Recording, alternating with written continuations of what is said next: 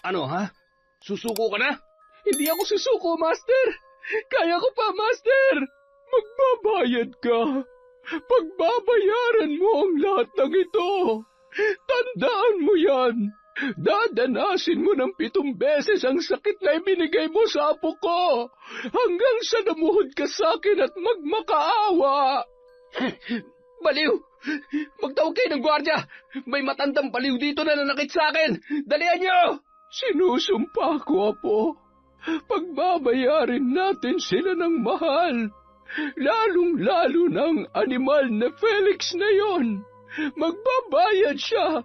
Paglalaruan ko siya at pahihirapan ko siya ng gusto hanggang sa gumapang siya sa lupa. Taon 2008, Mindanao. Mula sa ikalimang palapag ng isang abandonadong gusali, nakapiring na bumababa sa hagdanan ang 8 binata. Ito ang unang araw ng kanilang initiation rites sa sinalihang kapatiran. Silang 8 ay mga estudyante ng isang pribadong universidad. Baon ang pag-asang maipapasa ang mga pagsubok, nasasabik sila habang hawak ang balikat ng isa't isa. Dahan-dahan silang bumaba hanggang sa marating ang isang silid. Doon ay bumungad sa kanila ang isang kagalang-galang na tinig, ang boses ng kanilang master initiator na si Felix. Ngayong araw, masusubok ang inyong tatag at tibay. Ito ang araw kung saan mabibinyagan kayong 8. Handa na ba kayo? At sabay-sabay na tumugon ng pagsang-ayon ang 8 binata. Hindi ko marinig! Handa na ba kayo? Sa pagkakataong yun, mas malakas na ang ginawang pagtugon ng mga kalalakihan. Ikaw, handa ka na ba? Tila dumadagundong ang boses ni Felix sa loob ng silid habang nakatayo sa likuran ni Ricky. Yes, Master! Hubad ang kalahating katawan ng binata. Walang pang-itaas na saplot. Nakasandal ang 2 niyang kamay sa pader. Nakapiring ang mga mata. Kahit kinakabahan ay hindi siya nagpapahalata. Unang hataw ng pamalo ay pikit mata niyang nilabanan ang sakit. Dumapo ang paddle sa likod ng kanyang mga hita. Masakit ba? Hindi po, Master. Muli na naman siyang hinataw ng pamalo. Sunod-sunod na dumapo yun sa magkabilang likod ng kanyang mga hita.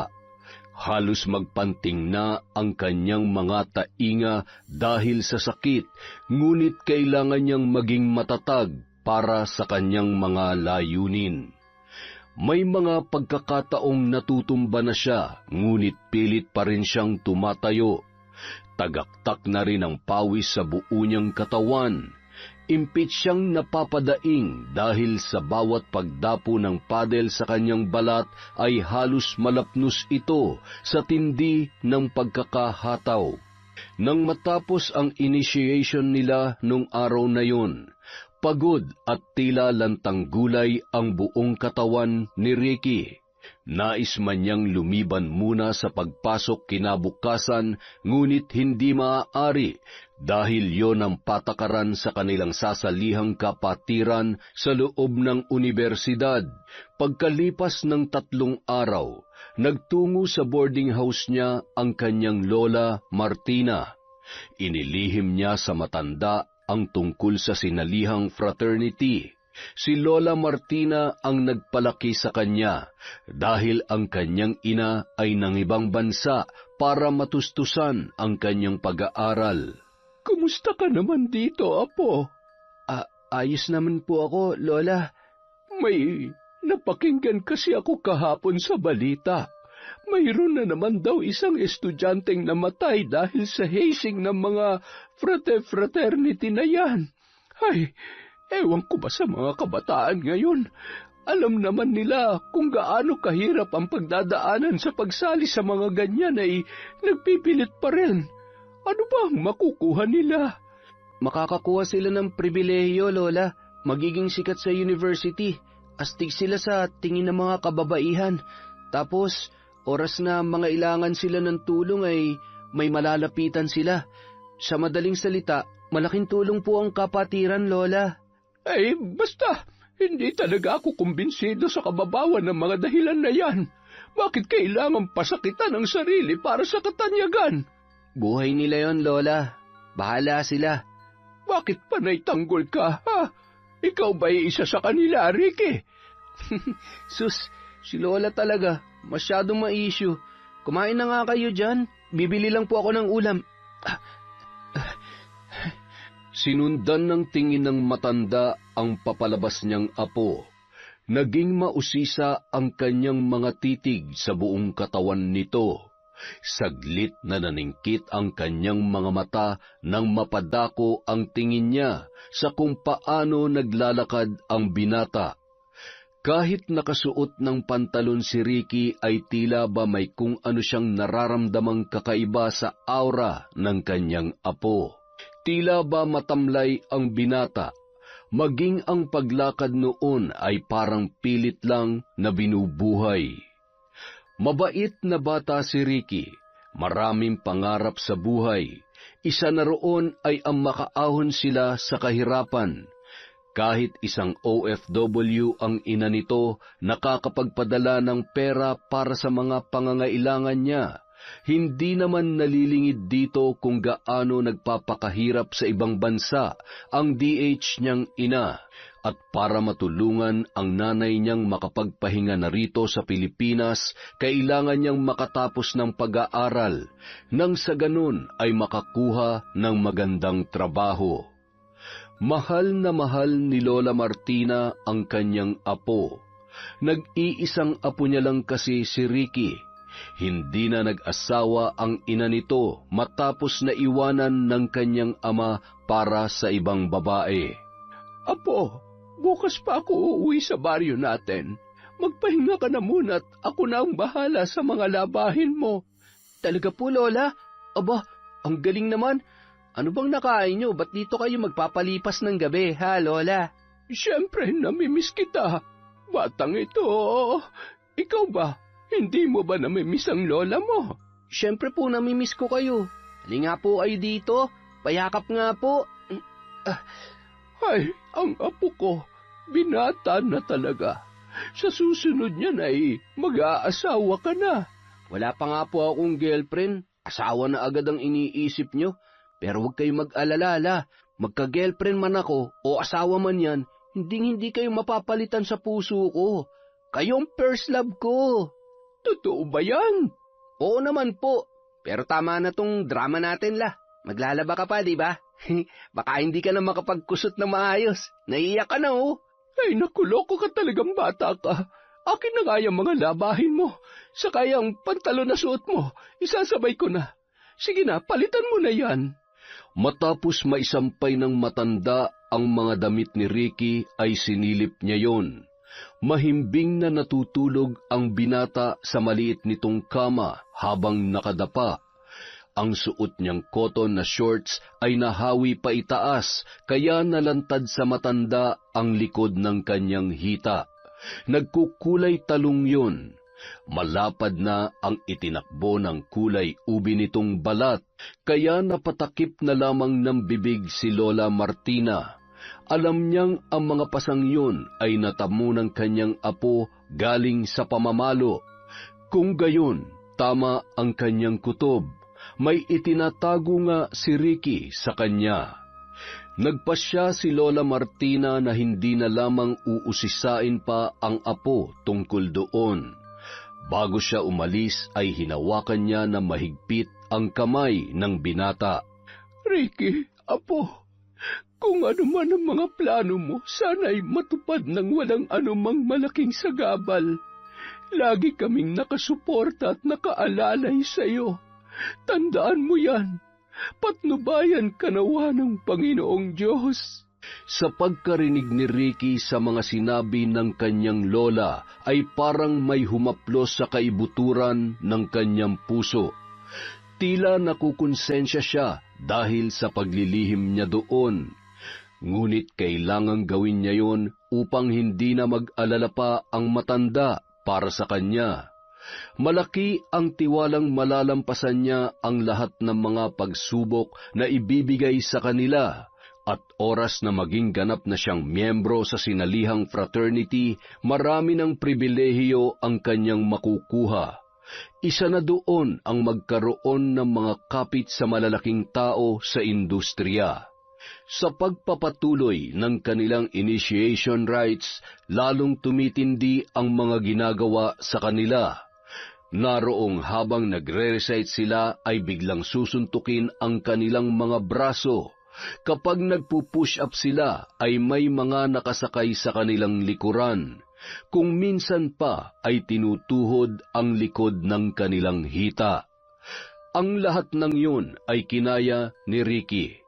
Patuloy siyang sumasabak sa mga hamon ng kanyang mga magiging kabrad. Nasa 20 katao ang humahatol sa kanya, at ang pinanghahawakan ni Ricky ay ang pag-asang makakaya niya ang lahat dahil karapat-dapat siyang mapabilang sa naturang kapatiran. Nang inanunsyo ni Felix na malapit na ang kanilang pagtatapos, sabik na sabik si Ricky. Sa wakas ay matutupad na ang matagal niyang pinapangarap. High school pa lamang, buo na ang loob niyang sumali sa isang fraternity. Kaya noong nabigyan ng pagkakataon, hindi na siya nag-atubili pang maging aplikante. Bilang neophyte, hindi biro ang kanyang mga pinagdaanan. Ngunit para sa kanya ay hindi niya yon pinagsisisihan. Isang araw, biglang nakaramdam si Ricky ng pananabik na makita ang kanyang lola Martina. Kaya naman, hindi na siya nag-aksaya ng panahon. Umuwi siya sa kanilang baryo na ilang oras ang biyahe bago marating. Abay, Ricky, napasugod ka, apo. May kailangan ka ba? Kulang ba ang iniwan kong pera para sa mga pangangailangan mo doon sa syudad? Hindi naman po. Umuwi lang po ako para makita kayo, Lola. Kumusta na po kayo? Ay, heto. Buhay na buhay pa naman. Lola naman eh. Ayos lamang ako, apo. Ikaw, kumusta ka? Okay naman po. Pumasok na muna tayo sa loob, La. May dala akong mga sahog para sa pansit. Ipagluto nyo naman po ako. Namimiss ko na po kasi yung luto nyo eh. Matapos maghapunan, hindi maipaliwanag ni Ricky ang lumukob na pangungulila sa kanyang dibdib. Pinuntahan niya si Lola Martina na nakaharap sa kanyang mga hugasin. Niyakap niya yon ng mahigpit na mahigpit mula sa kanyang likuran. Naglalambing na naman ang apo ko, ah. May hihingin ka ba kay Lola, ha? Wala pong kapalitang yakap ko, La. Gusto ko lang pong magpasalamat. Kasi lagi kang nandyan para sa akin. Kahit 20 anyos na ako, binibaby niyo pa rin ako. Kaya maraming salamat po, Lola, ha? Bakit ganyan ka magsalita? Mag-aasawa ka na ba, ha? Si Lola naman, ho. Seryoso po ako. At gusto ko lang sabihin na mahal ko po kayo, Lola. Salamat po sa pag-aaruga sa akin. Kahit pasaway ako minsan. Mahal na mahal din kita, apo. Sana lamang ay wala kang itinatago sa akin. Maaari mong sabihin sa akin ang lahat ng pinagdadaanan mo. Pinapakonsensya mo naman ako, Lola eh. Bakit? Meron ba akong dapat malaman, ha? Meron po. Sana maintindihan niyo ako, Lola. Hindi ko naman gustong maglihim, kaso nga lang ay kailangan po eh. At sinabi na nga ni Ricky ang tungkol sa kanyang sinalihang fraternity. Pati ang kanilang mga ginagawa ay inilahad niya sa matanda. Itigil mo na kaya yan, apo. Nag-aalala ko sa kaligtasan mo. Bawal na pong umatras, Lola. Isa pa, malapit na nga ang pagtatapos namin eh. At pinapangako kong kakayanin kong lahat ng ibibigay nilang pagsubok. Ako pa. Ay, basta lagi ka lamang mananalig sa Panginoon. Lagi mong isaisip na kahit ano man ang mangyari, nandito lamang kami ng mama mo. Iwanan ka man ng buong mundo, kami ng mama mo ay laging nandito, nakasuporta sa'yo. Kinabukasan, bumalik na sa boarding house si Ricky. Nag-ensayo siya sa kanilang mga ire-recite para sa kanilang final initiation na gaganapin sa susunod na araw. Kinabukasan, sa isang abandonadong gusali na mayroong 5 palapag, dinala ang mga neophyte. Kasama na roon si Ricky. Nakapiring ang 8 habang nakikinig sa kanilang master. Ngayong araw ang inyong final initiation. Gagraduate na kayo. Pero bago kayo magsaya, dadaan muna kayo sa mga huling pagsubok. Tibay at tatag ng loob ang magiging puhunan ninyo. Paharap sa pader, nakapila ang 8 lalaki. Walang pang-itaas na saplot, nakapaalang at ang tanging suot nila ay ang kanilang mga boxer shorts. 50 beses na iahataw ang paddle sa inyo. Ngayon natin masusukat ang tibay ng kalooban nyo. At mabilis na hinataw ng pamalo si Ricky. Sunod-sunod yon mula sa 20 kataong nagsasagawa ng ritual sa kanila. Pakiramdam ni Ricky ay tila sasabog na ang kanyang katawan dahil sa bawat paghataw ay katumbas ang 100% lakas.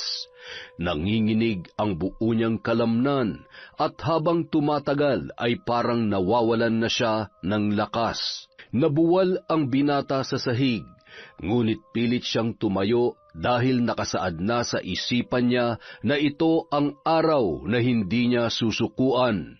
Tayo! Muling hinataw ng paddle si Ricky. Napaluhod siyang muli dahil sa hindi na niya kaya ang pamamanhid ng hita at binti. Nang dumapo ang pamalo sa kanya, ay malakas siyang dumaing. Ano ha? Susuko ka na? Hindi ako susuko, Master. Kaya ko pa, Master. Sumulyap si Felix sa iba pang mga kasamahan. Sumenya siyang muling ihataw ang pamalo kay Ricky. Sa puntong yun, nanginginig na ang buong katawan ng binata. Ngunit tiniis niya ang mga pasakit hanggang sa natapos ang 50 beses na pagpalo sa likod ng kanyang hita. Matapos yon ay humahangos na napasandal si Ricky. Ilang sandali pa ay dinala na naman sila sa kabilang silid. Doon ay pinaupo siya habang nakatali ang mga kamay. Pinasubo sa kanya ang isang imbudo.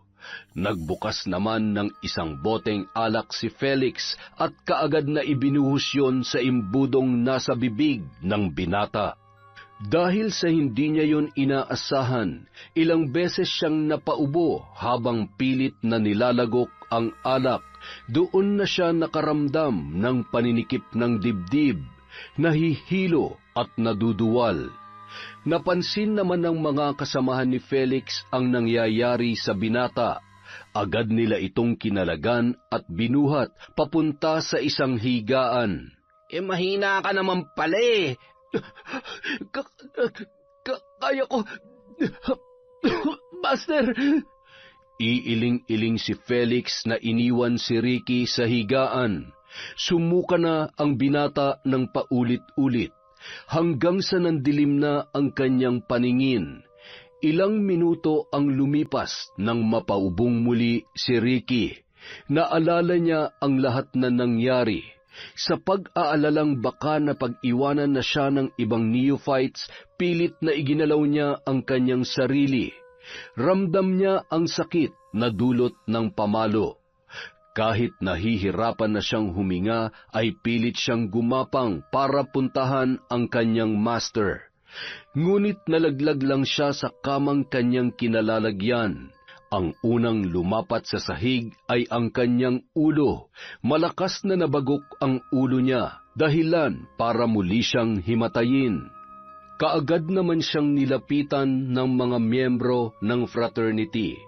Dali-dali siyang binuhat ni Felix para dalhin sa kanilang sasakyan. Ngunit nang nasa hagdanan na sila, nabitawan siya ng binata. At sa muling pagkakataon, ang kanyang ulo ang naunang lumapag sa konkretong sahig. Nagpagulong-gulong pa yon sa hagdanan. Ano ba? Tulungan niyo ako! Ano pang tinitingin-tingin niyo dyan? Mabilis namang tumalima ang mga kasamahan ni Felix. Pinagtulungan nilang buhatin ang lupaypay na katawan ni Ricky. Isinakay sa kanilang sasakyan at pinaharurot yon papunta sa ospital. Nagtutulakan pa sila kung sino ang maghahatid kay Ricky dahil bawal na may makaalam na sila ang may kagagawan noon sa binata. Tawagin niyo na lang ang gwardya. Bilis! Nang maibaba na si Ricky, ay pinaharurot na nila papalayo ang kanilang sasakyan. Samantala, hindi maipaliwanag ni Lola Martina ang biglang paninikip ng kanyang dibdib. Agad siyang kumuha ng tubig para uminom, ngunit sa paghawak niya sa babasaging baso ay bigla itong nadulas mula sa kanyang kamay, dahilan upang mabitawan niya yon at mabasag. Diyos ko! Ilang minuto pa ang lumipas, matapos na mailigpit ang mga bubog mula sa nabasag na baso, nakatanggap ng tawag si Lola Martina sa telepono. Hello? Ay, magandang araw po. Gusto lang po naming ipaalam sa inyo na nasa ospital po ngayon ang apo ninyo. Si Ricky? Bakit? Ano nangyari sa kanya? Hindi na nagbigay pa ng ibang impormasyon ang lalaking tumawag, matapos sabihin kung saang ospital dinala ang binata. Walang sinayang na sandali si Lola Martina, kaagad siyang nag-impake ng mga dadalhing gamit para puntahan ang kanyang pinakamamahal na apo. Pagkarating sa ospital, tumambad sa kanya ang kalunos-lunos na anyo ni Ricky. Nakasuot na ang binata ng damit pang ospital. Maraming mga linya ng aparato ang nakakabit sa kanyang katawan, at ang mas malala pa ay hindi pa rin siya nagkakaroon ng malay. Nurse, ano ba talaga ang nangyari sa apo ko? Lola, hindi pa po namin masasagot yan sa ngayon. Hinihintay pa kasi ang resulta sa mga test na isinagawa sa kanya. Ay, Diyos ko! Ang apo ko! Sino nagdala sa kanya dito? Hinatid lang po siya ng isang sasakyan, kaso hindi na namin nakilala kung sino ang mga kasama niya. Pero base sa gwardyang nakakita, mga lalaki raw po ang naghatid sa kanya dito. Malamang mga kasapi sila ng fraternity na sinalihan ng apo ko. Mukhang biktima nga po ng hazing ang apo niyo, Lola, base sa mga pasa sa likod ng hita niya. Napahagulhol na lamang si Lola Martina dahil sa sinapit ng kanyang apo. Lihim niya ring sinisisi ang kanyang sarili dahil sa wala siyang ginawa noong malaman niyang isang aplikante na ng kapatiran si Ricky. Sobrang nag-alala naman ang ina ni Ricky na si Mary Ann nang malaman ang nangyari sa kanyang anak. Kaya nagdesisyon siyang umuwi ng Pilipinas para personal na maasikaso at maalagaan ang binata. Maraming mga araw ang inilagi ni Ricky sa ospital.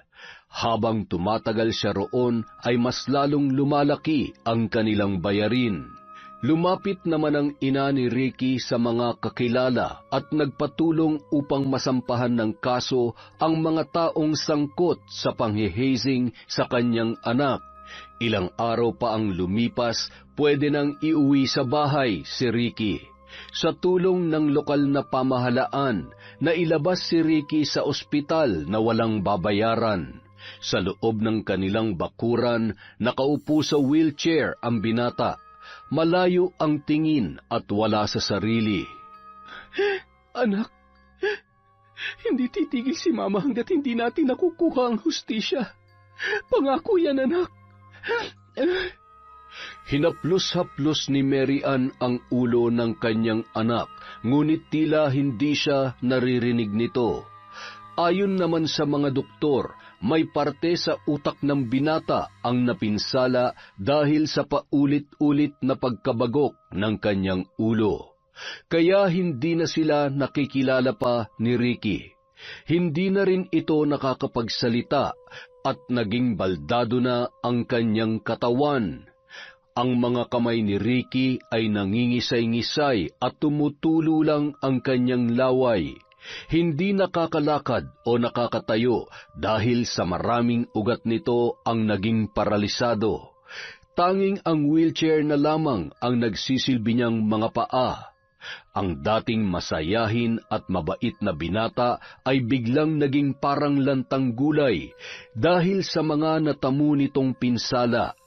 Hanggang isang araw, taas noong nagpunta si Felix sa kanilang bahay, nag-aalok siya ng 100,000 piso para iurong na ang demanda laban sa mga taong sangkot sa hazing. Hindi ko tatanggapin yan. Hindi mapapalitan ng salapi ang buhay na ninakaw niyo sa anak ko. Madam, hindi po ito suhol. Tulong po namin ito para kay Ricky.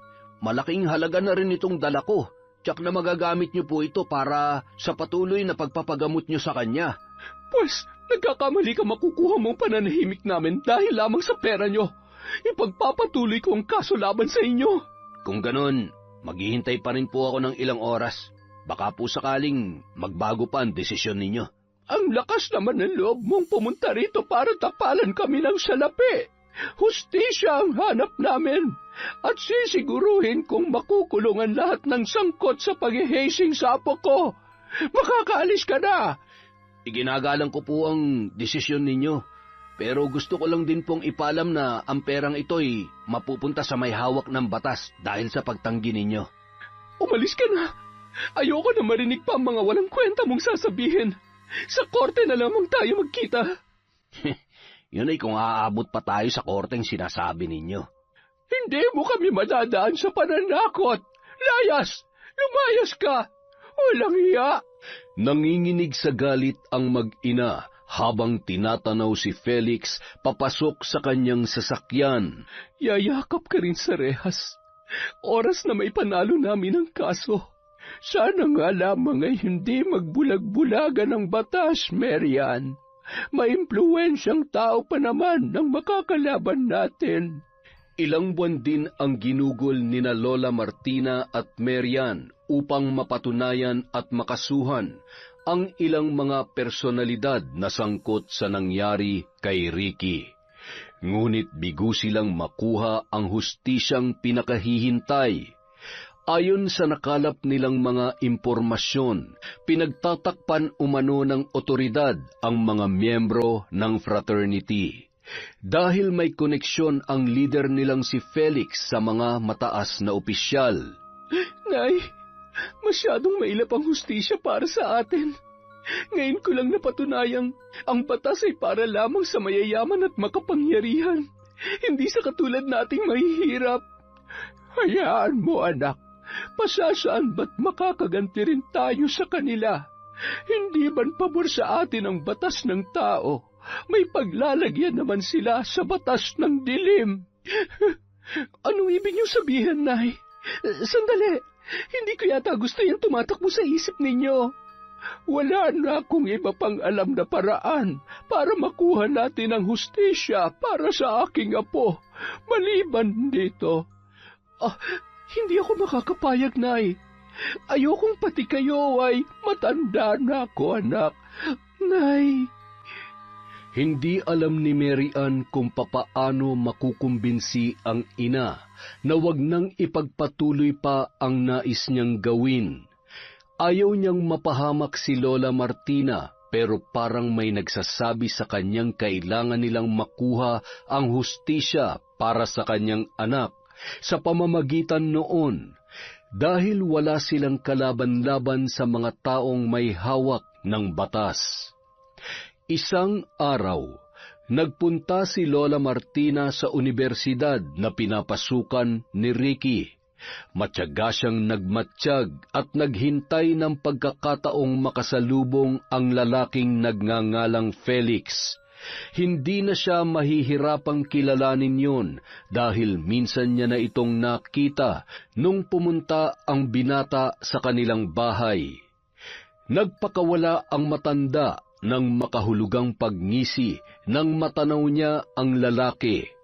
Mag-isang naglalakad si Felix at pasipul-sipul pa. Wala na siyang sinayang na sandali at kaagad na sinalubong yon. Kumusta, binata? Uy, kayo yung lola ni Ricky, di po ba? Ba't kayo nandito? Ikaw talaga ang sadya ko. Bakit lola? Anong kailangan niyo sa akin? Hulaan ko. Nagbago ng isip niyo tungkol dun sa perang tinanggihan niyo, ano? Gusto ko lang malaman kung paano niyo kinawawa ang apo ko. Sa anong paraan niyo siya pinahirapan? Alam niyo, lola, may oath of silence kaming sinusunod sa organisasyon. Kaya hindi ko masasagot yung mga katanungan niyo. Ganun ba? Hindi nga siya nakatikim kahit kurot mula sa akin. Tapos kayo, nawala namang ambag sa buhay niya.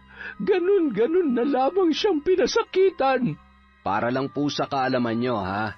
Kusang nag-apply ang apo nyo dahil gusto niya mapabilang sa organisasyon namin. Hindi namin siya pinilit o kinaladkad. Alam niyang pwede mangyari sa kanya. Malas lang talaga siya dahil hindi niya natapos ang proseso. 8 sila, pero tanging siya lang ang nag-collapse. Alam niyo kung bakit? Dahil mahina ang loob niya. Walang ibang dapat na sisihin kundi siya, hindi kami, o ang kahit na sino man. Kasalanan niya kung bakit siya nagkaganon. Siya ang sisihin niyo. Naintindihan niyo? Dahil sa galit, hindi napigilan ni Lola Martina ang kanyang sarili. Bigla niyang itinaas ang kanyang kamay at lumagapak ang kanyang palad sa pisngi ni Felix. Pasalamat kayo't hindi ako pumapatol sa matanda. Ay, hindi pala. Pasalamat kayo dahil maraming nakatingin sa atin. Kung nagkataong tayo lang dalawa, baka hindi na kayo makauwi ng buhay. Walang hiya ka.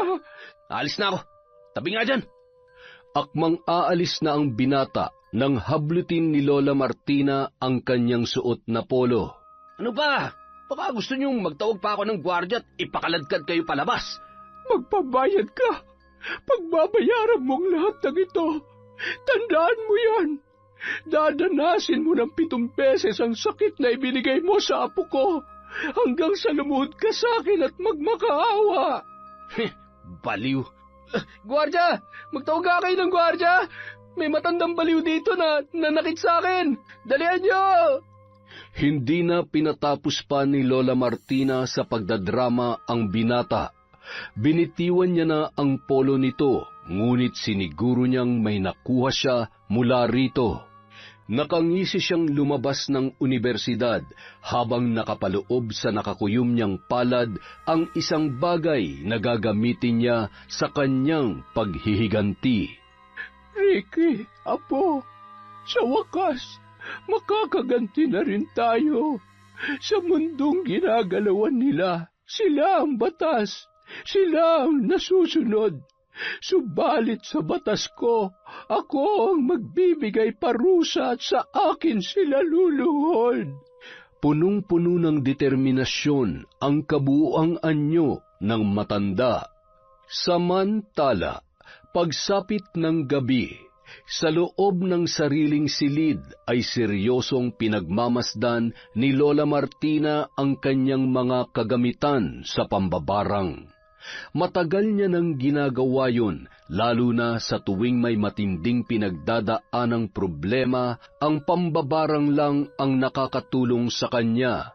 May iilang nakakaalam ng kanyang sikreto, mga malalapit niyang kaibigan na kung minsan ay binabayaran siya para magbigay ng parusa sa mga taong nakakaalitan ng mga yun. Hindi biro ang kanyang gawain dahil konting pagkakamali lang, tiyak na buhay niya ang magiging kapalit. Pero magkaganon pa man ay handa siyang harapin ang kahit sinong albularyo na makikialam sa kanya. Sa bawat barang na ipinapataw ni Lola Martina, ang kapalit ay pagkalagas ng kanyang ngipin. Ang mga yun ang siyang nagiging kabayaran, at sa puntong ito, ang iaalay niya naman ay ang kanyang paningin.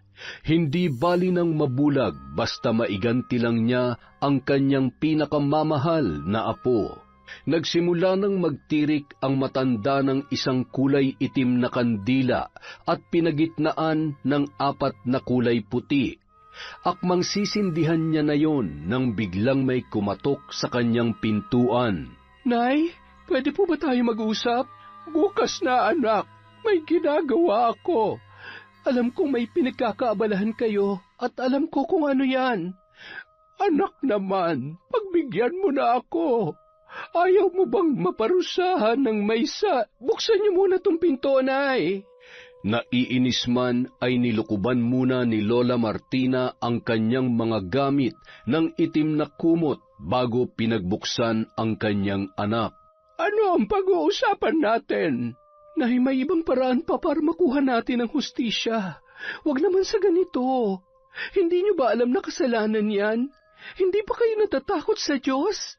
Mary Ann, pinagbigyan na kita dati nung iniwan ka ng asawa mo para sumama sa ibang babae. Ayaw mong barangin ko siya, hindi ba?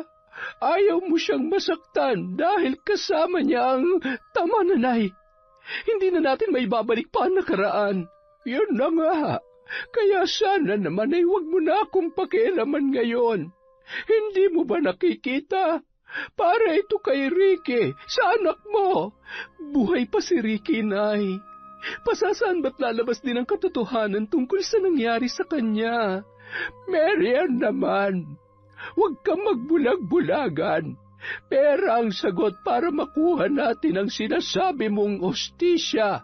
Wala tayo nun. Wala tayong salapi na ipantatapal sa mga mukha ng mga walang hiyang yon. Pero Nay, alam kong may kakibat itong gagawin ninyo. Paano na lamang ako? Paano na kami ni Ricky pag may nangyaring masama sa inyo? Walang masamang mangyayari sa akin. Mabubulag lamang ako.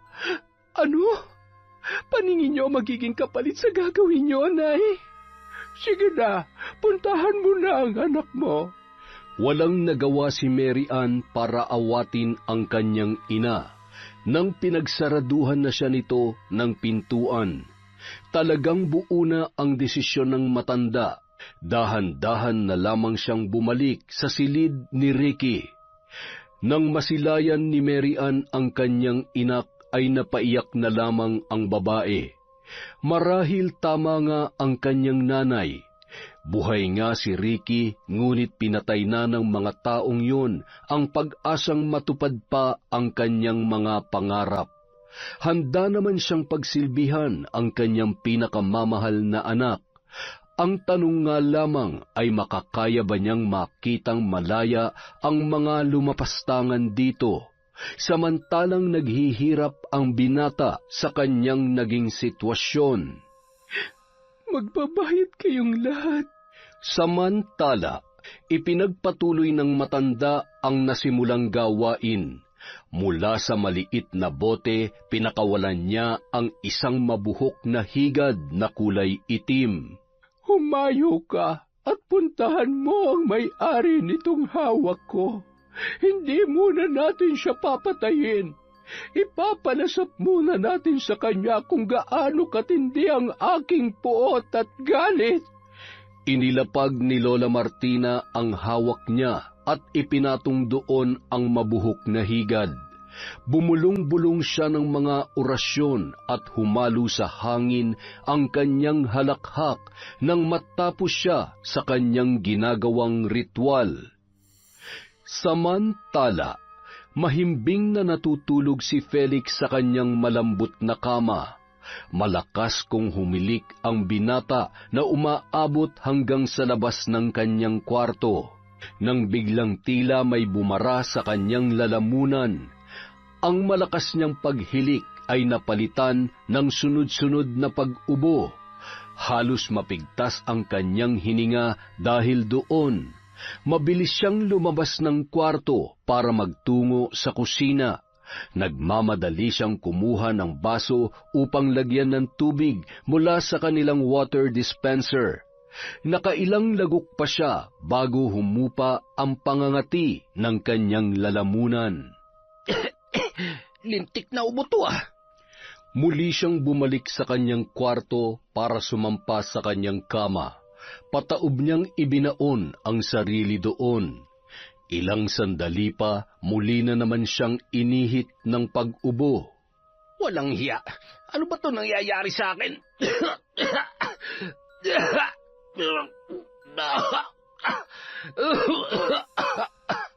Napabalikwas siya ng bangon at padabog na naupo. Walang tigil ang pag-ubo ng binata. Nangangati ang kanyang lalamunan at ramdam niya ang pag-init sa loob noon.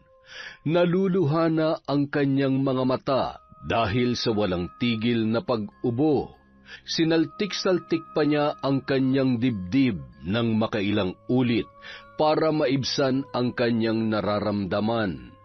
Muli siyang lumabas ng silid para magtungo sa kusina.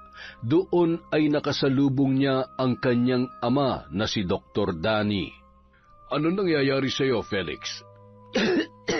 Ewan ko ba pa, bigla na lang akong inubo ng inubo eh. Naistorbo tuloy ang pagtulog ko. Eto ang gamot. Kanina pa kasi kita naririnig na kumakahol dyan. Ininom naman agad ni Felix ang kapsula na ibinigay ng kanyang ama. Ramdam niyang tila may humaharang sa loob ng kanyang lalamunan, dahilan upang hindi niya malunok ang nasabing gamot.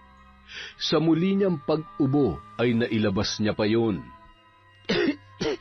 Pa, mukhang may problema yata ang lalamunan ko. Parang may kung anong nakabara sa loob eh. Titingnan ko yan bukas, anak. May asikasuhin pa kasi ako. Sige na, ha? Subukan mong inumin ulit yan. Matapos iwanan ng ama, muling sinubukan ni Felix na lunukin ang gamot at tagumpay naman niyang nagawa yon. Pagkatapos noon ay tumigil na rin agad ang kanyang pag-ubo. Sobrang effective naman yata ng gamot ni Papa. Bago siya pumasok sa loob ng kanyang silid, ay pinakiramdaman niya muna ang sarili. Nang masigurong hindi na kumakati ang lalamunan, ay binuksan niya ang pinto at pataob siyang sumampa sa kanyang kama para makatulog na. Kinaumagahan, nagising si Felix na malat ang boses. Ramdam din niya ang pamamaga ng kanyang lalamunan. Ilang sandali pa, biglang nangati ang kanyang leeg. Nang kamutin niya yon, ay unti-unting nanikip ang kanyang balat. Ramdam niya ang pangangapal noon, kasabay ang pagkalat ng pantal sa kanyang batok. Ay, ang kati naman. Makaligo na nga lang. Pagkatapos maligo ay muli niyang sinipat ang sarili sa salamin. Ngunit laking gulat niya nang masilayan ang leeg niyang halos dumoble ang pamamaga. Ha? Bakit ito nagkaganito? Bigla siyang napaubo sa puntong yon at nangilabot siya nang may lumabas sa kanyang bibig, mga balahibo ng kung anong insekto. Nasa tansya niya ay umabot ng isang baso ang dami. Anong mga ito? Bakit? Saan ito nanggaling? Dahil sa takot, kaagad niya yung itinapon sa labas ng bintana. Dala ng kilabot ay nanginginig pa ang kanyang mga daliri at tinatambol ng kaba ang kanyang dibdib. Hindi mapakali si Felix dahil sa nangyari, kung kaya tinawagan niya ang doktor niyang ama. Pinapunta siya nun sa klinik sa katiningnan. Binigyan din siya ng ilang gamot para sa namamantal niyang leeg. Mabuhok na higad lang yata ang dumapo sa iyo, Felix eh. Kaya nagkaganyan ang balat mo. Mga buhok ka mo ng insekto nakita mo, di ba? Ganun talaga kadami, pa. Imposible naman yata. Lumabas pa mula sa bibig ko. Baka namamalikmata ka lang. Anong namamalikmata? Kitang-kita ko. Ang linaw-linaw pa. Sige na, Felix. Marami pa akong asikasuhin. Mag-usap na lang tayo mamaya sa bahay, ha? Ano pa nga ba magagawa ako? Ganyan naman kayo lagi. Simula nang magkaisip, namulat na si Felix na laging nakasentro ang atensyon ng kanyang mga magulang sa kani-kanilang mga trabaho. Ang ama niya ay laging nasa klinika, samantalang ang kanyang ina ay abala sa kanilang negosyo. Ngunit magkaganon pa man, laging nasusunod ang layaw ng binata. Pinalaki siya sa pera, kaya lahat ng bagay na gustuhin niya ay agad niyang nakukuha at nababayaran. Ngunit sadyang may isang bagay ang hindi nila kayang ibigay sa kanya, sapat na panahon para sa kanilang anak. Makalipas ang 3 araw, nawala ang pamamantal sa leeg ni Felix. Akala niya ay tuluyan na yung gumaling. Subalit laking gulat niya nang mapansin ang unti-unting pagkawala ng kanyang boses. Idagdag pa ang literal na pangangati ng kanyang lalamunan. Nais niya mang magpakonsulta sa ama, ngunit pinigilan niya na lamang ang kanyang sarili. Lagi na lang itong nagmamadali kung siya na ang kausap. Mabuti pa ang ibang pasyente, inaasikaso noon ng mabuti. Kaya naman, uminom na lamang siya ng gamot para sa allergy. Ngunit tila mas lumala pa ang karamdaman niya dahil sa mga yon, sapagkat sa bawat pag-inom niya, parang dumodoble pa ang pangangati at paninikip ng kanyang lalamunan. Ay, buwisit naman buhay to! Hanggang isang araw, paggising ni Felix, maginhawa na ang kanyang pakiramdam. Nawala na ang sakit sa kanyang lalamunan. Inulit-ulit niya pa ang paglunok ng laway para siguraduhin na wala na nga siyang nararamdamang kakaiba. Napangiti na lamang siya nang makontento sa kanyang ginagawa. Nakaugalian na ni Felix ang pagharap sa salamin matapos maligo. Kampante siyang nakatayo habang malapad ang ngiting nakarehistro sa kanyang muka. Subalit biglang nanlaki ang kanyang mga mata nang makita ang isang bukol sa kanyang leeg.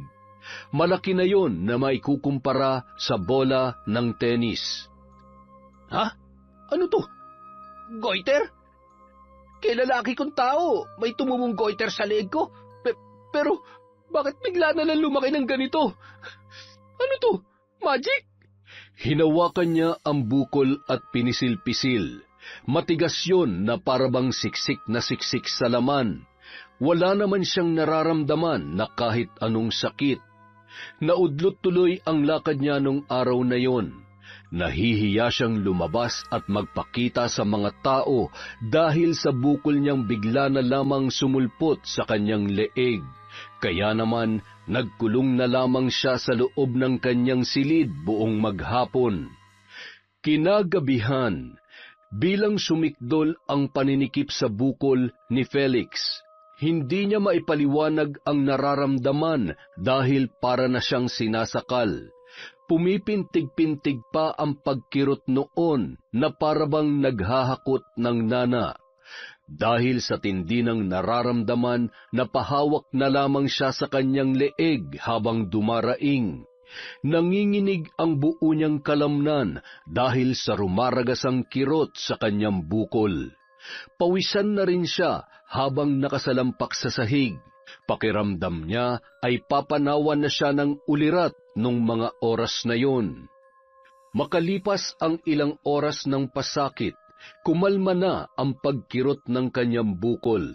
Nakahinga na rin siya ng maluwag hanggang sa dahan-dahan na siyang tinawag ng antok. Kinabukasan, paggising ng binata ay sumasakit ang buo niyang katawan na parabang galing sa napakatinding pagod. Matamlay siyang bumangon habang kinakapa-kapa ang kanyang leeg. Laking pagtataka niya nang nawala na ang kanyang bukol. Saan napunta yun? Wala na. Nawala na. Para masiguro na nawala na nga ang bukol, halos takbuhin na ni Felix ang salamin. Napatalon pa siya sa tuwa nang makitang wala na yun sa kanyang leeg. Lumunok pa siya ng paulit-ulit para tiyakin kung may kakaiba ba sa kanyang lalamunan. Ayos! Nawala na nga! Samantala, nahihilam sa mga luha ang mata ni Lola Martina habang pinagmamasdan si Ricky. Abala ang kamay niya sa pagpunas sa mga tumutulong laway ng kanyang apo. Si Sinusumpa ko, Apo, pagbabayarin natin sila ng mahal. Lalong-lalo ng animal na Felix na yon. Magbabayad siya. Paglalaruan ko siya at pahihirapan ko siya ng husto hanggang sa gumapang siya sa lupa.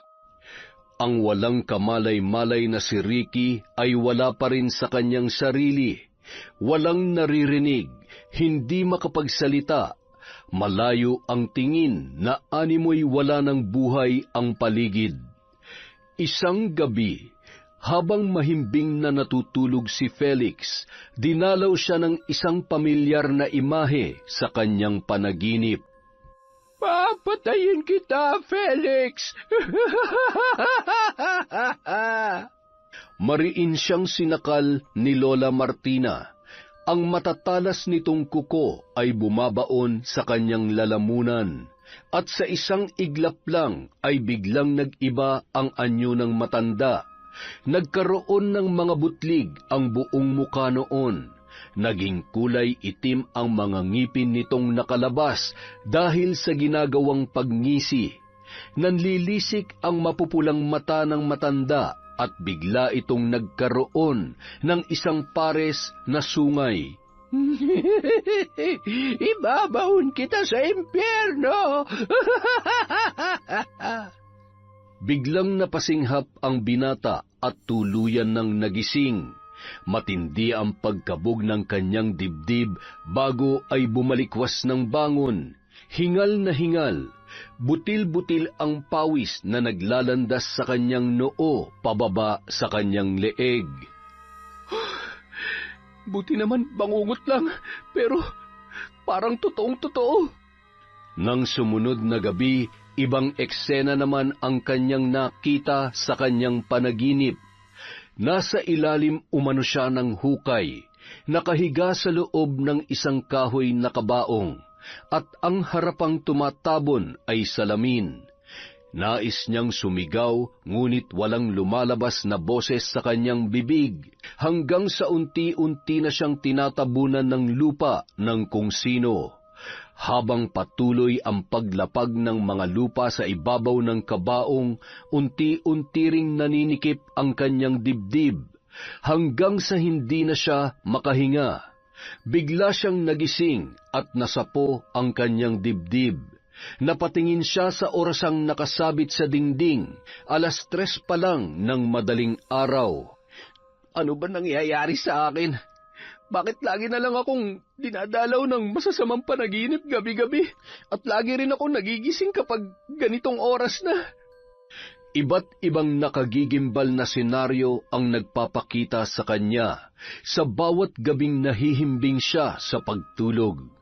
Nang nabanggit niya naman yon sa kanyang ama, sinabi lang nitong huwag matutulog ng busog o di kaya ay kumakalam ang sikmura.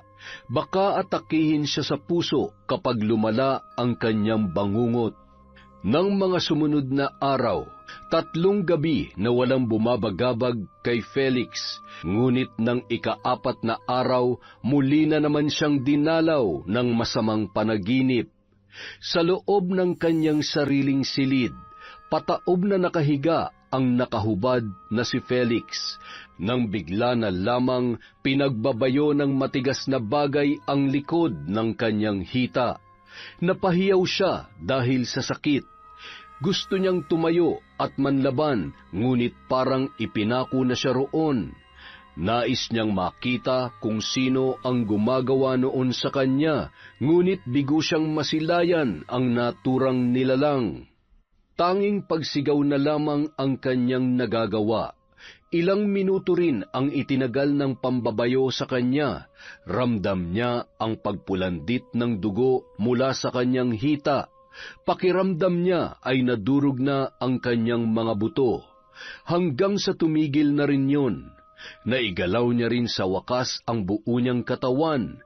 Nang kapain niya ang kanyang likod na hita, mga uod ang kanyang nahawakan. Dahil sa bumalot na pagkabigla ay sinuri niya yon, at ang bumungad sa kanyang paningin ay ang sugatan niyang mga paa. Maraming uod ang gumagapang doon, at ang mas nakapagbigay ng panghihilakbot sa kanya ay nang masipat niya na naaagnas na ang kanyang katawan. Ang paligid niya ay biglang nag-iba.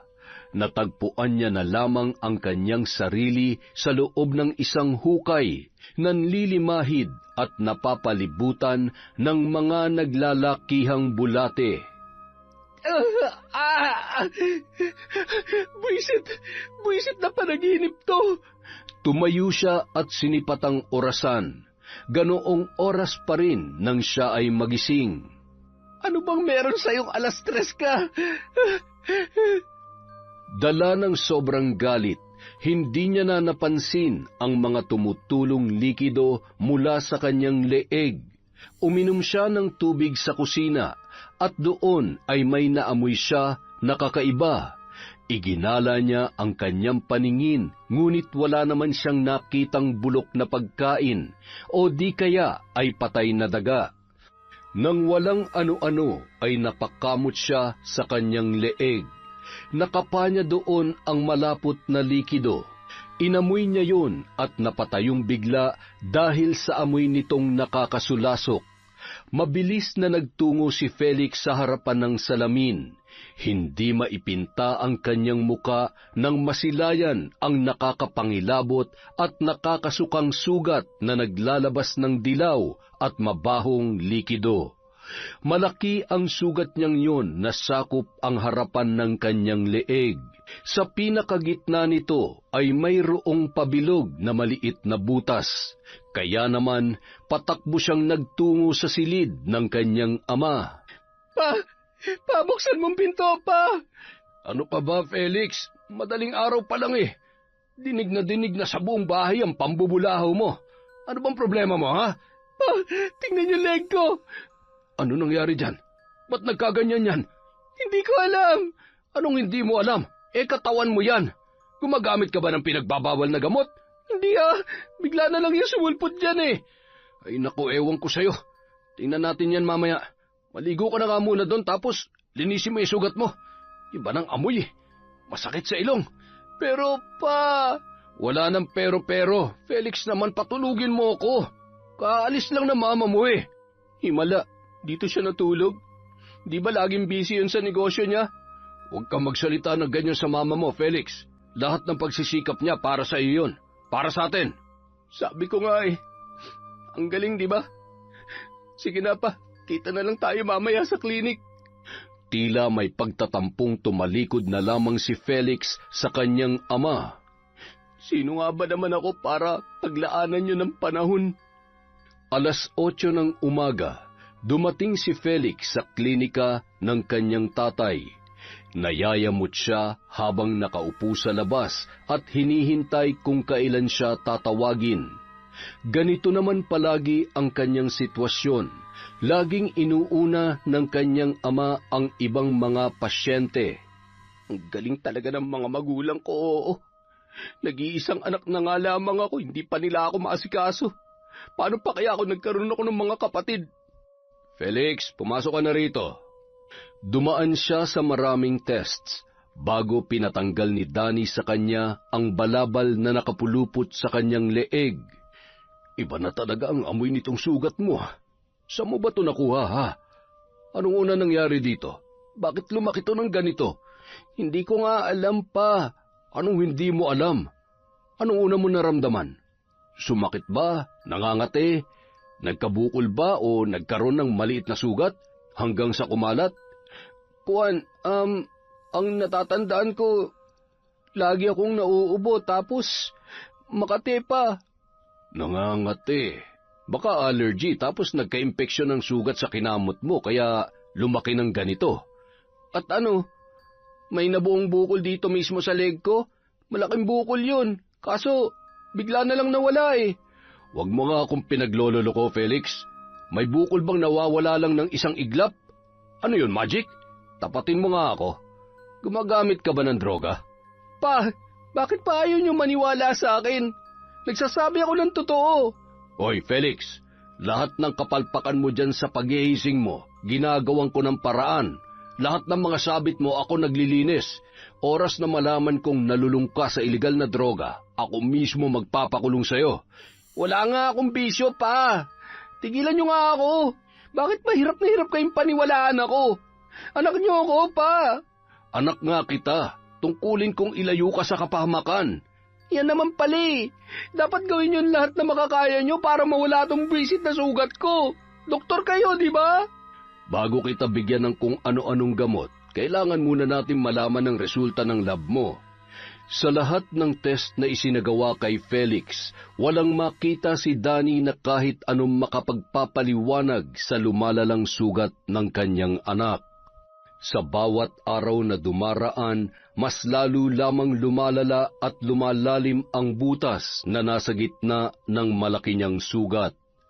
Ang mga balat sa gilid nito ay tila naagnas na at namamagapa ng husto.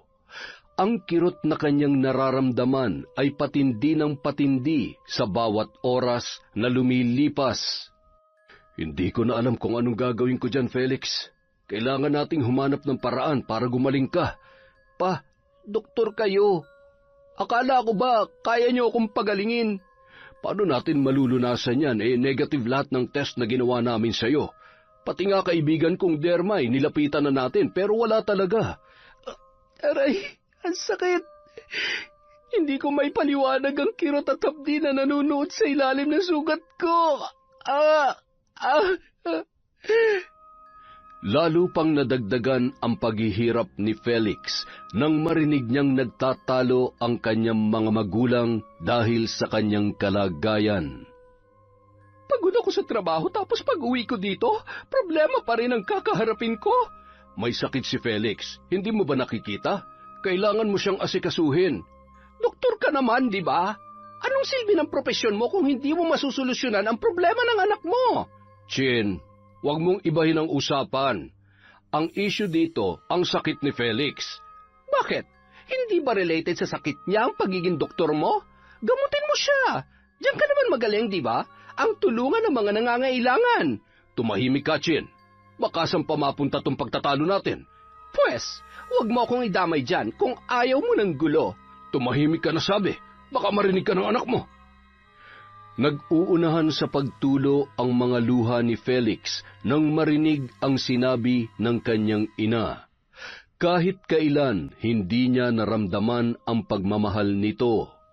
Laging pabulyaw kung siya ay kausapin. Pakiramdam niya galit ito sa kanya. Ni hindi siya nito magawang ipagluto nung siya ay bata pa. Lagi lamang yung nakaasa sa mga katulong. Kahit noong elementary at high school siya, mga kasambahay lang lagi ang dumadalo sa mga meeting, maging sa kanilang family day. Kailanman ay hindi niya naramdaman ang presensya ng kanyang ina bilang magulang, na handang umalalay sa kanya sa hirap man o ginhawa. Isang araw, habang nililinisan ni Felix ang sugat niyang kumikirot, nakatanggap siya ng text mula sa isang kaibigan. Gusto raw nitong tumulong para malaman kung bakit nagkakaganoon ang kanyang leeg. Ayon dito, isang albularyo daw ang makakatulong sa kanya. Dahil baka pinaglalaruan siya ng mga elemento, lamang lupa o di naman kaya ay taong may taglay na lihim na karunungan.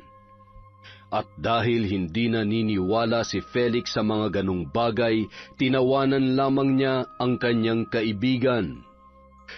Nang minsang pumunta siya sa klinik ng kanyang ama, namataan niya ang isang matandang lalaki, na titig sa leeg niyang may benda. Hindi ba't ikaw yung anak ni Doc Danny? Anong nangyari dyan sa leeg mo? Nagkasugat po, tapos kumalat na sa buong leeg ko. Baka po, diabetic lang siguro po ako. Baka? Ibig sabihin ay hindi ka sigurado? Alam mo, iho, may mga bagay na hindi saklaw ng medisina. Kung ako sa'yo, magpatingin ka sa isang albularyo. Albularyo? Aba, pangalawang tao na kayo nagsabi sa akin yan pero hindi po kasi ako naniniwala sa mga ganyan. Maraming mga bagay ang hindi na ipapaliwanag ng siyensya, pero nalulunasan naming mga albularyo. Albularyo po kayo? Oo, at kaya kong alamin kung ano o sino ang pinagmulan ng karamdaman mong yan. Yun ay kung bukas sa loob mong magpatingin sa akin. Salamat na lang po, pero magaling na doktor si Papa. Hindi namin kailangan ng kung sino mang manggagamot. Walang problema kung yan ang pasya mo. Pero baka sakaling magbago ang isip mo, hanapin mo na lamang ako sa address na ito. Iniabot ng matanda ang kapirasong papel kay Felix na tinanggap naman niya bago siya nito iniwan. Albularyo, albularyo. Alam ko naman pera lang din ang habol nyo. Doon kayo nabubuhay. Sa panluloko ng ibang tao. Mabilis na itinapon ni Felix ang papel sa basurahang nasa gilid ng pintuan. Habang lumalalim ang gabi, sumisidhi ang pagkirot sa lieg ng binata. Napapadaing siya, napapaiyak sa tuwing umaatake ang hapdi at kirot noon. Idagdag pa ang nararamdaman niyang tila kinakalikot ng husto ang maliit na butas na nasa gitna ng kanyang sugatang leeg. Kahit namimilipit sa sakit, pinagmasdan niya pa rin ang kanyang leeg gamit ang kanyang hawak na salamin. Dahil doon, nagtayuan ang kanyang mga balahibo. Nasilayan niya ang pagbulwak ng malinaw-linaw na likido mula sa maliit na butas na yun. Umalingasaw pa ang napakasangsang na amoy noon. Kahit nanginginig, pilit na kinuha ni Felix ang malinis na puting tela at ipinahid sa lumalabas na likido. Tiniis niya ang hapdi sa nalalapatan nitong sugat. Nang suriin niyang mabuti ang puting tela, napansin niya ang maliliit na balahibo na humalo sa pinahid na likido. Pinong-pinong mga balahibo? Sumagi sa isip niya ang mga naisukang balahibo noon, at doon niya napagtanto na magkatulad nga ang mga yon. Biglang kumabog ang kanyang dibdib. Naguguluhan ang kanyang isip kung bakit may lumalabas na pinong balahibo mula sa loob ng kanyang katawan. Binagabag siya ng tagpong yon buong magdamag, napuyat siya at mas lalo ng hina pagsapit ng umaga. Felix, dun ka nga sa kwarto mo. Nasusuka na ako sa amoy mo, ha? Nakakadiri. Ma, pwede niyo bang linisin ang sugat ko? Ha? Ano ka? Sinuswerte? Hindi mo ba alam, malas para sa isang negosyante ang paghawak sa mga bagay na naghahatid ng mga negatibong enerhiya. Doon ka sa tatay mo. Naglalambing lang naman ako, ma. Saka ngayon lang naman ako humingi ng pabor sa inyo. Tigilan mo nga ako. Sige na, ma. Para ngayon lang naman eh. Hindi ka ba nakakaintindi? O gusto mong ipaintindi ko sa'yo? Mamalasin ako pag hinawakan kita dahil amoy nabubulok ka na. Bakit, ma? Nun bang mabango pa ako at malusog? Ni minsan ba nahawakan niyo ako? Hindi rin naman, di ba? Hindi niyo nga ako nakikita eh. Kasi para sa inyo, negosyo lang ang mahalaga. Walang ibang mahalaga kundi pera. Buti pa si Papa kahit papano may malasakit sa akin. Hoy, wag mo nga akong sinusumbatan ng ganyan, ha? Baka nakakalimutan mong nabubuhay ka dahil sa pera ko. At wag mo akong ikumpara sa ama mo. Magkaiba kami. Anong kaguluhan ito? Kausapin mo nga yung anak mo, Danny. Masyado nang tumatalim ang tapas ng dila. Magsorry ka sa mama mo, Felix. Hindi na naituloy pa ng binata ang nais sana niyang sabihin nang makaramdam siya ng paninikip ng dibdib. Hanggang sa pakiramdam niya ay may unti-unti nang sumasakal sa kanya. Napapahiyaw na siya sa sobrang sakit dulot ng tila pagpiga sa kanyang leeg. Ang maputla niyang balat sa muka ay biglang nangitim na animoy barado ang daluyan ng kanyang dugo. Habang sa kanyang leeg ay nabalot ng pulang likido ang bendang nakalagay doon. Felix, ayos ka lang ba? Hindi ako makahinga. Chin, alalayan mo ko. Dadalhin natin si Felix sa ospital. Dali! Ano? Bakit mo pa ako isasama? Siyempre, ikaw ang mama niya. Wala ka na ba talagang pakialam sa anak natin, ha? Hindi ko siya anak, Danny. Alam mo yan. Kaya wag mo akong pilitin na maging magulang sa kanya. Chin! Kahit nahihirapan at namimilipit sa sakit, ang mga katagang binitawan ni Chin ay umalingaw-ngaw sa loob ng tainga ni Felix. Hindi na niya narinig pa ang sagutan ng dalawa dahil tumulo na ang kanyang mga luha. Nabingi na siya at ang tanging tumatak sa kanya ay ang binitiwang salita ng ina. Napakasakit na marinig ang katotohanan. Ang matagal na niyang tinatanong sa sarili ay nabigyan na ng kasagutan. Kaya pala walang pakialam si Chin sa kanya dahil hindi niya ito tunay na ina. Subalit ang isiping yon ay nawaglit nang tuluyan na siyang nawalan ng malay sa loob ng sasakyan. Mula sa mahimbing na pagkakatulog, nagising si Felix sa isang napakadilim na lugar. Wala siyang maaninag na kahit na anong liwanag. Masikip sa kanyang kinaroroonan, halos hindi siya makagalaw. Hanggang sa biglang nagbukas ang kahon na kanyang kinalalagyan at tumambad sa kanyang harapan ang isang malaking salamin na nakalutang sa ere. Doon ay nasilayan niya ang sarili. Nakasuot pala siya ng disenteng damit, ngunit pinaglalaruan ng mga naglalakihang uod ang kanyang leeg. At sa isang iglap lang, biglang bumukas ang butas sa gitna ng kanyang malaking sugat. Iniluwa noon ang isang mabalahibong higad na malusog at buhay na buhay. Sobrang nangilabot si Felix. Nagpakawala siya ng ubod lakas na pagsigaw. Biglang nabasag ang salamin at tumilapon ang mga bubog na yon sa kanya. Hanggang sa ang buo niyang katawan ay biglang nabalot ng lupa, habang nakadagan sa kanya ang basag-basag na salamin na tila baluti. Muli siyang sumigaw dulot ng takot, hilakbot at pangingilabot. At bumulaga sa kanya ang nakangisi na si Lola Martina. May hawak itong bilog na bagay na hinihipan at binubulungan. Parang totoo yung panaginip ko. Ang lola yun ni Ricky. Ang lola ni Ricky.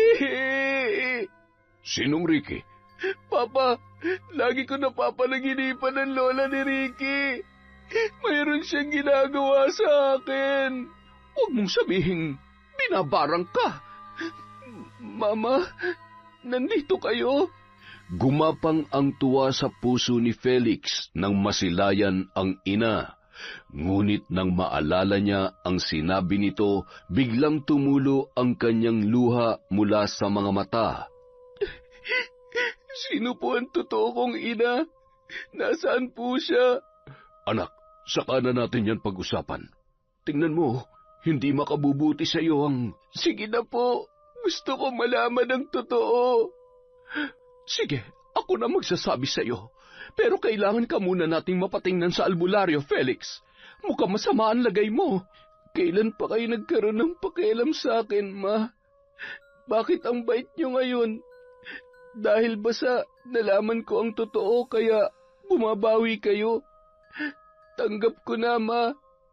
Tanggap ko nang hindi mo ko kayang mahalin dahil hindi mo naman talaga ako kadugo. Pwede ba? Huwag ka muna mag-isip ng kung ano-ano, Felix. Tingnan mo at dumudugo yung sugat mo.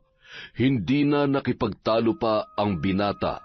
Sinulit na lamang niya ang pagkakataon na makasama ang kanyang mga magulang. Sa unang pagkakataon ay inasikaso siya ni Chin, binigyan ng oras at inalagaan. Ilang araw matapos makalabas sa ospital, nagtungo sila sa matandang lalaking nagpakilala sa kanya bilang albularyo. Mabuti na lamang at nakalagay sa record ni Danny ang address ng matanda. Nung una kitang makita sa ganyang kalagayan, naramdaman ko ng pinaglalaruan ka ng isang mambabarang. Mambabarang? Oo, Ang mga mambabarang ay gumagamit ng mga insekto sa pamamagitan ng kanilang lihim na karunungang itim. Pinapapasok nila ang mga insekto sa loob ng katawan ng kanilang biktima. Doon ay tila maghuhukay ang nasabing insekto at mamamahay. Yung iba nagpaparami, yung iba naman nagpapakalusog lang. Unti-unti nitong hihigupin ang lakas ng biktima hanggang sa manghina at bumigay na ang katawan. Malalaman ba natin kung sino nagpapasakit sa anak namin? Sa ngayon ay hindi ko pa masasabi yan. Pero mukhang may nakuhang gamit ang mambabarang mula sa anak mo, Doc Danny. Yun ang ginamit niya para may magsilbing koneksyon sa kanilang dalawa. Kung ganoon, maaaring kilala lang namin ang sinasabi mo, mambabarang. Ganoon na nga. Isipin niyo kung sino ang nakaalitan ninyo. Ang lola ni Ricky. Siya lang naman ang laging laman ng panaginip ko eh. Papatay niya daw ako at isasama sa impyerno. Sino ba kasi ang Ricky na yan? Siya yung nalumpo dahil sa hazing ng fraternity nitong si Felix. Naabsuelto na yung isinampa nilang kaso laban sa mga miyembro dahil binayaran ko ng malaki ang may hawak ng kaso. At para hindi na magsalita pa ang pamunuan ng university, nag-donate ako ng malaking halaga para sa naisipan nilang bagong project. Bakit hindi ko alam to? Paano mo naman malalaman? Abala ka sa negosyo mo. Ibig sabihin, ang lola niya mambabarang? Baka naman hindi niyo binigyan ng abuloy kaya naghihiganti. Dapat pinakain niyo na lang ng pera. Ayaw nilang tanggapin, ma. Hustisya ang hanap nila. Gusto nila akong makulong. Sa mga narinig, nag-iba ang ekspresyon ng muka ng matandang albularyo. Kung ganon, mukhang ang kakilala nyo may kagagawan yan. Ang payo ko lang, makiusap kayo sa kanya para itigil na ang ginagawa niya. Humingi kayo ng paumanhin kung maaari. Hindi na nagbigay ng panlunas ang albularyo dahil nagdalawang isip ito kung tutulong ba siya o hindi. Dahil nalaman niya na ang tunay na ugali ng hinahangaan niyang doktor at hindi siya pumapabor doon. Samantala, mula sa nakabukas na bintana natanaw ni Mary Ann ang mamahaling sasakyan. Pumarada yun sa harap ng kanilang bakuran. Tao po! Tao po! May kailangan po ba sila? Dito po ba nakatira si Ricky? Opo, ako po ang nanay niya. Anong kailangan nila? Nandyan po ba ang nanay ninyo? Si Nanay Martina? Bakit ho? Maaari ko po ba siyang makausap? Sige po. Hintayin niyo na lamang po muna. May binili pa kasi sa tindahan. Pumasok ho muna kayo. Iginala ni Danny ang paningin sa loob ng bahay. Maaliwalas naman yun at hindi ka babakasan ng kung anong imahe o nakakatakot na rebulto. Ngunit may isang lumang larawan ang nakaagaw ng kanyang pansin. Kilala mo bang babaeng ito? Ako yan. Nung hindi pa ako nakikipagsapalaran sa ibang bansa. Ha? Kung ganun, kilala mo si Monching Soledad? Namilog ang mga mata ni Mary Ann nang banggitin ng lalaki ang pangalan ng dati niyang asawa. Asawa ko siya dati. Bakit ho? Ikaw nga. Alam mo, matagal na kitang hinahanap. Mary Ann ang pangalan mo, hindi ba? Oo. Ay, naku po, Diyos ko. Bakit sa ganitong pagkakataon pa tayo pinagtagpo? Sir, hindi ko kayo maintindihan. Mary Ann, nasa aking pangangalaga ang iyong anak. Bago mamatay si Monching, inihabili niya sa akin ang anak ninyo. Sa tulong ng mga koneksyon ko, naging legal kong anak si Felix. Ang walang hiya. Nagawa niya pang ipamigay ang anak ko matapos niya ako ipagpalit sa iba. Walang ibang babae ang asawa mo, Mary Ann. Sinabi niya ang lahat sa akin. Dahil sa pagmamahal niya sa inyo, nagawa niyang ilihim ang sakit niyang kanser. Gumawa siya ng sulat at sinabing sumama na siya sa iba. Pero ang totoo, mas pinili niya lamang mamatay na hindi niyo nalalaman.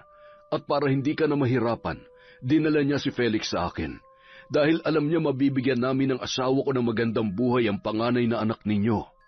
Dahil sa kanyang mga narinig, nanginig ang buong katawan ni Mary Ann. Hindi niya akalain na magagawa yon ng kanyang asawa. Nagimbal siya sa kanyang mga natuklasan. Tumulo ang masaganang luha sa kanyang mga mata at saglit siyang natulala. Sakto naman ang pagdating ni Lola Martina. Oh, Mary Ann, may bisita pala tayo. Magandang araw po. Ako po ang papa ni Felix. Anong ginagawa mo rito? Naparito po ako hindi para manggulo, kundi para makipagkasundo. Alam kong may nagawang kasalanan ng anak ko sa apo ninyo, pero sana po ay mapatawad niyo na siya. Tawad? Ibinibigay ko lang ang aking kapatawaran sa mga taong sinserong humihingi niyan, sa mga taong karapat-dapat. Kaya nga po, naririto ko sa harapan ninyo para humingi ng tawad. Nagkamali po ang anak ko pero sana'y maintindihan ninyo na parte ng proseso sa kapatiran ng pisikal na pananakit sa kanilang mga aplikante. Nauunawaan ko naman yan. Ang hindi ko lamang maintindihan ay kung bakit pinapanigan pa rin kayo ng batas, gayong mali naman talaga kayo. Wala akong ibang nakikita kundi mga mukha lamang kayong pera. Nakikiusap po ako. Sana'y bigyan niyo ang anak ko ng pagkakataong mabuhay na normal. Bakit? Binigyan niyo ba ng normal na buhay ang aking apo? Ni hindi niyo nga maibigay ang hustisya sa kanya. Kung wala ka nang sasabihin, makakaalis ka na sa pamamahay ko. Samantala, tahimik na nakaupo si Felix sa loob ng kanyang kwarto nang biglang bumukas ang pintuan. Kumusta na ang pakiramdam mo? Eto po, masakit pa rin ang... Alam mo bang mahal na mahal ka ng papa mo? Nung iniwan ka niya kay Danny, wala siyang ibang bukang bibig kundi ang mahalin ka daw namin. Ituring na parang tunay na anak. Kung ganun, ampun niyo lang po pala ako. Hindi rin si Papa ang tunay kong ama. Kaso, hindi ko yun nagawa. Simula kasi nang dumating ka, pakiramdam ko, nawalan na ng atensyon sa akin si Danny. Baby ka pa kasi nun. Mga 1 taon ka pa lamang. Kaya, itinuring kitang kaagaw sa kanya. Nasaan po ang mga tunay kong magulang? Si Monching, yung papa mo, matagal nang namatay. Tapos yung mama mo naman, sa larawan lang namin nakilala. Alam mo nung araw na nagpanik ng husto si Danny dahil sa pagkukulaps mo, nagbanta siyang iiwan daw niya ako oras na may masamang mangyari sa'yo. Doon ko na-realize kung gaano ka kaimportante sa kanya. Kaya naisip kong panahon na rin siguro para baguhin ang pagtrato ko sa'yo. Ano pong ibig niyong sabihin? Babawi ako sa mga panahong hindi kita naalagaan, Felix.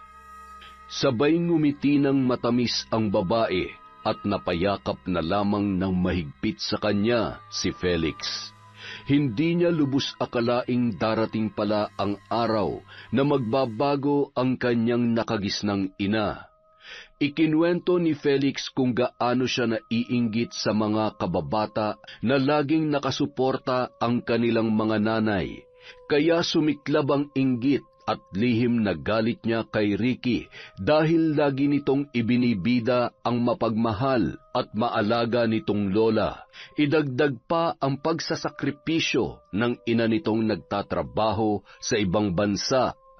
Naging sandalan niya ang kapatiran dahil doon niya nararamdaman na magkaroon ng kakampi, mga kasangga. Mataas din ang tingin niya sa sarili dahil sa pagbibigay galang ng mga miyembro noon sa kanya. Ang fraternity rin ang naging daan para lihim siyang makapambuli sa mga neophytes. Gamit ang padel at dahas ay naipaparanas niya sa mga ito ang kanyang galit sa mundo dahil sa kulang ang pagmamahal na natatanggap niya mula sa kanyang mga magulang. Isa na roon si Ricky. Lihim siyang naiinggit dito kaya sa oras na dumadaan ito sa kanilang initiation, lagi niyang pinagbubuntunan ng galit ang binata sa pamamagitan ng pagpalo at pagpaparanas ng mga pisikal na pananakit. Gusto niyang pasukuin si Ricky, pero sadyang matibay at malakas ang loob nitong matapos ang proseso na dinadaanan para maging ganap na miyembro ng kanilang kapatiran. Sa huling araw ng kanilang initiation, pinahirapan niya si Ricky sa pamamagitan ng pagpapainom dito ng matapang na alak. Alam niyang mahina sa alkohol ang binata, kaya sinagad niya ang pagpapatungga doon.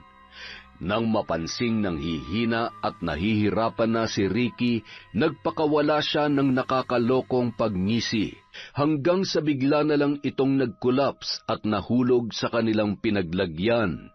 Binuhat niya ang binata at sapilitang dinala sa may hagdanan. Doon ay sadya niya itong binitawan hanggang sa tuluyan ng nahulog sa hagdan. Samantala, sa bahay ni na Mary Ann, patuloy pa rin sa paghingi ng tawad si Danny kay Lola Martina. Wala nang masasakit pa na nakikita ko nga ang apo ko, ngunit hindi man lang namin nakakausap. Buhay nga siya, pero pinatay niyo na ang kinabukasan niya. Saglit na iniwanan ni Lola Martina si Danny at nagtungo sa kwarto ni Ricky. Tulak-tulak ang wheelchair ng binata. Taas noon niyang hinarap si Danny. Tingnan mo ang apo ko. Dahil sa karahasan na sinapit niya, nagkaganito siya. Kaya ko po siyang tulungan. Sa pamamagitan ng mga therapy, may pag-asa pang gumaling ang apo niyo. Nakikiusap po ako sa inyo. Bawiin niyo na ang barang sa anak ko. Parang awa niyo na. Alam mo palang binabarang ko siya. Pwes, gusto kong malaman mong hindi ko uurungan ang lahat ng mga albularyong hihingan mo ng tulong. Magdurusa si Felix sa mga kawalang hiya niya. Papatayin ko siya. Nay, tama na. Huwag kang makialam, Mary Ann. Nay, apo niyo po si Felix. Anak ko siya. Kapatid siya ni Ricky. Kuya siya ni Ricky. Dugot laman ko ang pinapasakitan niyo gamit ang pambabarang. Ano? Ulitin mo nga ang mga sinabi mo. Ikinuwento ni Danny ang lahat sa matanda, kung paano napunta sa kanya si Felix noong ito ay maliit pa, at kung bakit nagawang maglihim ni Monching sa asawa. Hindi totoo yan. Pinapaikot mo lang kami para bawiin ko ang barang na itinanim ko sa loob ng katawan ng anak mo. Totoo po lahat ng sinasabi ko. Alam kong sa mga oras na ito, alam na rin ni Felix na ampun lamang namin siya. Bakit sa ganitong pagkakataon pa tayo nagkakilala, sir? Bakit? Ang tadhana na sigurong gumawa ng paraan para makilala ni Felix ang tunay niyang mga kapamilya. At para malaman mong nasa amin ang isa mo pang anak. Nay, nakikiusap ako. Tigilan mo ng pagpapasakit kay Felix. Wala silang nakuhang sagot buhat kay Lola Martina. Sa pag-alis ni Danny sa kanila ay umaasa siyang positibo ang epekto ng mga natuklasan ng bawat isa. Ikinuwento ni Danny kina Felix at Chin ang mga nangyari. Kapwa natigilan ng dalawa nang malaman ang katotohanan. Ibig sabihin, kapatid ko si Ricky? Oo, anak. At nakakaawa ang kanyang kalagayan. Samantala, nanginginig na pinatay ni Lola Martina ang mga nakasinding kandila sa loob ng kanyang silid. Wala sa sariling napahawak siya sa bagay na kinuha niya noon mula kay Felix. Dinampot niya yon at ikinulong sa loob ng kanyang palad. Ginawa niyang kasing hugis niyon ang sugat ni Felix, pabilog at may butas sa gitna, para mas lumakas ang koneksyon niya sa binatang pinapasakitan. Ang bagay na yon ay walang iba kundi ang butones na nakuha niya mula sa suot nitong polo. Ito na siguro ang huling pagkakataong gagamitin ko ang barang sa isang nilalang. Ang daya naman ng tadhana. Sariling apo ko pa pala ang naging biktima ng aking pambabarang. Subalit kailangan kong tapusin ang ritual. Pasensya ka na, Felix. Ngunit kailangan mo itong maranasan. Sa pagbukas ng palad ni Lola Martina, inilapit niya ang bibig sa butones. Hinipan-hipan kasabay ng pag-oorasyon upang tuluyan ng tapusin ang ritual. Samantala, ang nagtitiis sa kirot na si Felix ay biglang nakaramdam ng pananakit sa kanyang leeg, parang pinipigayon dahilan ng kanyang paglupasay sa sahig. Diyos ko, Felix, anong nangyayari sa iyo, anak? Ang sakit. Ang sakit-sakit. Anong gagawin ko? Diyos ko. Ang bendang nakapalibot sa leeg ng binata ay biglang nabasa, tila binaha ng kung anong likido. Sandali, tatanggalin ko lang ang nakalagay sa leeg mo, anak. Nanlaki ang mga mata ni Chin nang masilayan ang pagbulwak ng manilaw-nilaw na likido mula sa butas ng sugat ni Felix. Halos mapalundag pa siya sa gulat nang biglang lumabas mula doon ang isang mabalahibong higad. Higad! May lumabas na higad sa sugat mo, Felix! Biglang nangisay ang binata. Tumirik ang kanyang mga mata hanggang sa hindi na siya gumagalaw pa. Sa labis na pag-aalala, isinugod ni Chin si Felix sa ospital. Sa isang madilim na lugar, dinala si Felix ng kanyang panaginip. Masikip at halos hindi na siya makahinga. Ngunit biglang bumukas ang kinaroroonan niyang kahon at tumambad sa kanya ang nakangiting si Lola Martina. Lola, patawarin niyo na po ako. Hindi ko na po uulitin ang pambabastos ko sa inyo. Pangako magbabago na po ako. Pakiusap, pakawalan niyo na po ako rito. Kailangan ko pa po makabawi kay Ricky, sa kapatid ko. Huwag ka mag-alala. Makakabangon ka dyan, Felix. Bumangon ka. Halika. Sa pagbangon ng binata, bumungad sa kanya ang maaliwalas na paligid. Salamat po. Maraming salamat po, Lola. Sa pagmulat ng kanyang mga mata, nasilayan ni Felix ang kanyang mga nakagisnang magulang.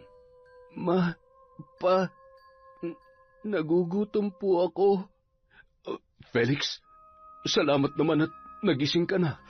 Kumusta ang pakiramdam mo, ha? Maayos na po, Papa. Hindi na ba kumikirot ang leeg mo, anak?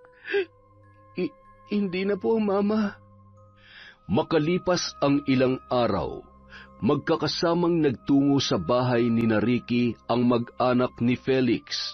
Doon ay nagkapatawaran na sila, nagkapaliwanagan at nagkaunawaan. Sinimulan na rin ang therapy ni Ricky at unti-unti na rin itong gumagaling sa paglipas ng mga araw. Ang galit at puot sa puso ni Lola Martina ay napalitan ng kasiyahan. Dahil sa wakas ay nabuo na rin ang kanyang pamilya nang matagpuan nila ang nawawalang apong si Felix. Sa likod ng kanyang bulag na mga mata ay nakikita niya ang mga ngiti sa labi ng bawat isa. Naging makulay na rin ang mundo ni Felix dahil buo na niyang nararamdaman ang pagmamahal ng kanyang mga magulang at ganoon din ang pagmamahal ng kanyang tunay na pamilya. Yon, isa na namang magandang kwento. Sa susunod po ulit ang ating shout-out. Maraming salamat po mula sa Kwentong Enteng.